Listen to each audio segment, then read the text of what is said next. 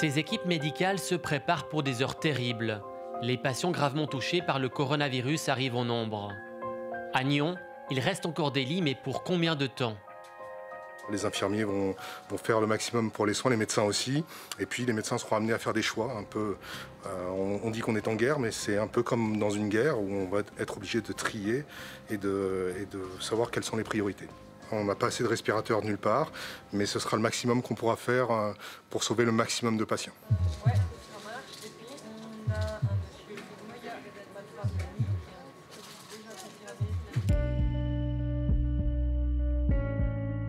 Au cœur de la ville de Nyon, nous allons vous raconter l'histoire d'un hôpital face à la crise du coronavirus.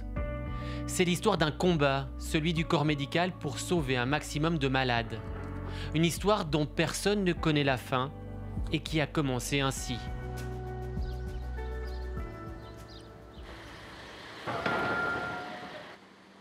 Devant l'entrée principale de l'hôpital, des ouvriers montent des structures provisoires d'accueil et de dépistage du coronavirus. Il faut séparer le flux des personnes potentiellement infectées des patients ordinaires. Perrine est infirmière, coordinatrice du pôle urgence. Cette mère de famille célibataire a 2 jours pour tout préparer. J'ai encore de la logistique derrière, Ouais. donc dès que c'est opérationnel comme ça on peut mettre tout en place dedans au niveau matériel. Exactement. Et puis ensuite voir comment on se débrouille au niveau logistique. Voilà. L'hôpital de Nyon fait partie des 4 établissements vaudois qui s'occupent des patients touchés par le coronavirus. Actuellement on a vraiment une structure qui n'est pas du tout faite ni adéquate pour. On s'adapte avec les locaux qu'on a.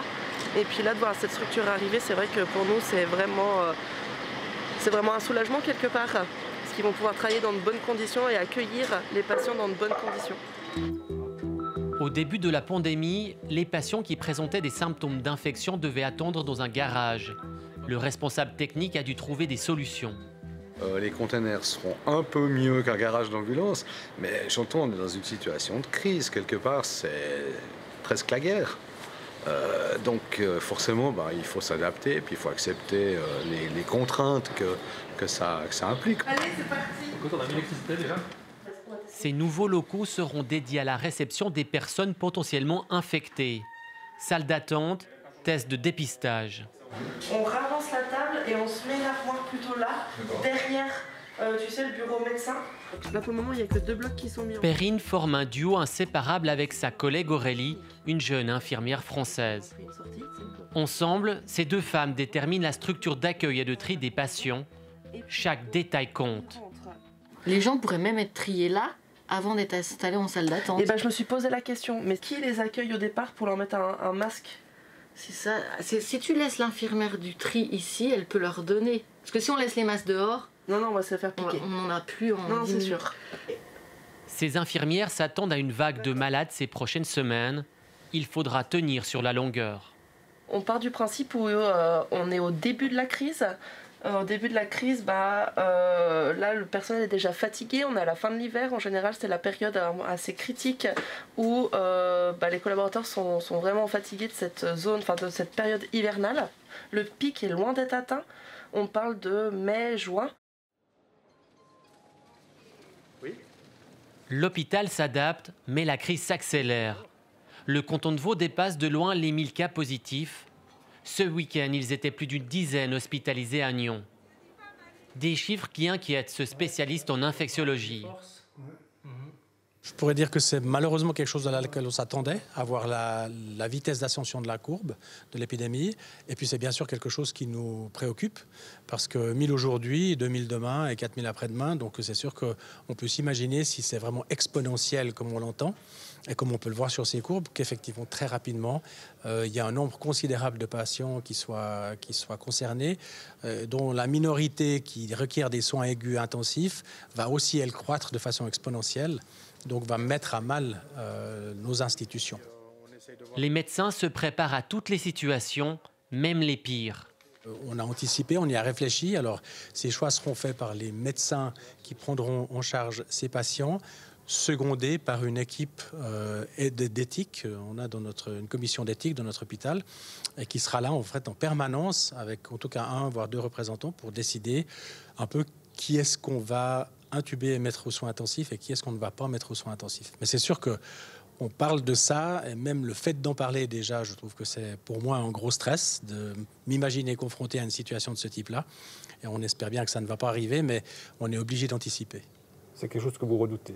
On le redoute, absolument, ouais. C'est terrible.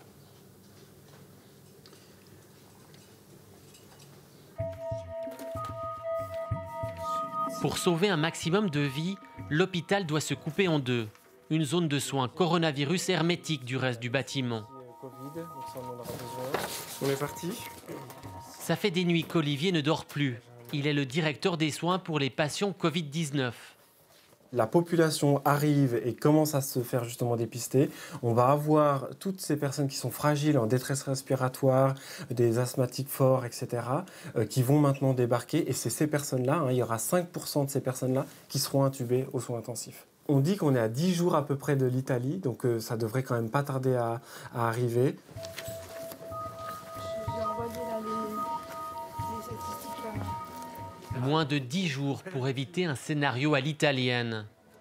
La tension est palpable, tout est question de vie ou de mort. Le défi, c'est répartir efficacement les respirateurs artificiels, le seul outil pour sauver les patients les plus affaiblis. Aujourd'hui, on en a 5. un dans chaque salle. Ouais. Donc on en a 6 aujourd'hui au bloc. Du coup, on ne peut équiper que 2 salles. On n'aura pas assez de personnel. Il faut les mettre dans 3 niveaux, on n'en aura pas Salle assez. 5 et 6. Oui, vous pensez que 11 lits de soins intensifs Covid intubés, on parle, hein. C'est pas assez. Non, c'est pas assez. Tout ce qu'on pourra mettre, il faut le mettre. Et la capacité qu'on aura pour des soins intensifs, on sera jusqu'à presque 15. Et puis pour les patients Covid, et puis 4 pour les patients sains. Ça suffira. Voilà, on l'espère.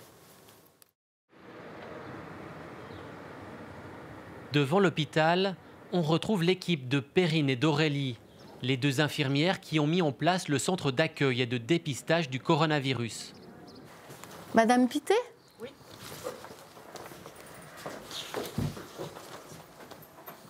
Bonjour madame.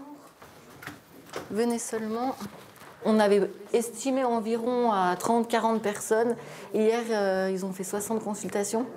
Donc il a fallu que l'équipe qui était présente ici s'adapte tout de suite à cet afflux de patients. Donc on a changé notre stratégie et on a décidé de faire 2 binômes de chaque côté, médecin-infirmier, pour absorber ce flux massif de patients, pour que les gens attendent le moins possible et qu'ils soient pris en charge rapidement. Et la toux, vous prenez aussi quelque chose pour la toux ou pas? Non. Est-ce que vous avez besoin De la toux, de la fièvre et une grosse fatigue, les symptômes classiques du virus. Moi, je suis auxiliaire de santé au CMS. J'ai été exposée pendant 1h30 chez une personne en train de faire je faisais du repassage. Et cette personne a été diagnostiquée positive. Voilà, nous, on est en première ligne. Et puis, les premières lignes sont déjà contaminées. Donc, ça me fait mal au cœur. Au revoir madame, bon courage. Les consultations s'enchaînent pour Aurélie. Le test Covid-19 s'effectue par un frottis nasal. Dans la salle d'à côté, une patiente a fait un malaise. Sa santé est fragile, elle est immédiatement prise en charge. Tous ces gens vont devoir rentrer chez eux et attendre une journée pour obtenir le résultat des tests. Le nombre de cas augmente de 20 à 30% chaque jour. Face à cette vague de patients infectés, le directeur prépare son hôpital depuis des semaines. L'homme a de l'expérience, 27 ans qu'il est aux commandes. En Suisse, on est bien préparé, on est bien équipé. Le risque majeur que j'entrevois, c'est le personnel autour des patients.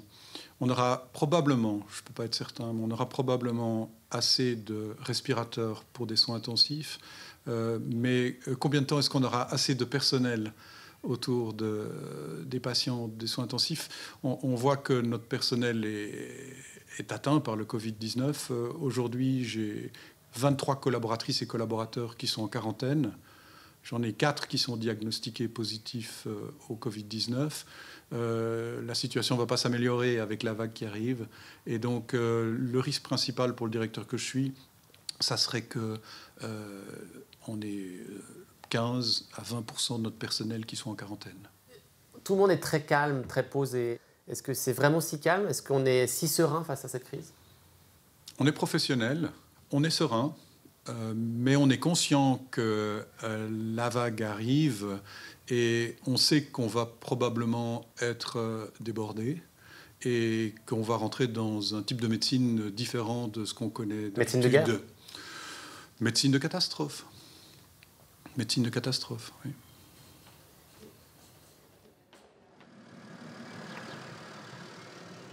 Une médecine de catastrophe où le personnel soignant doit mettre sa vie privée entre parenthèses.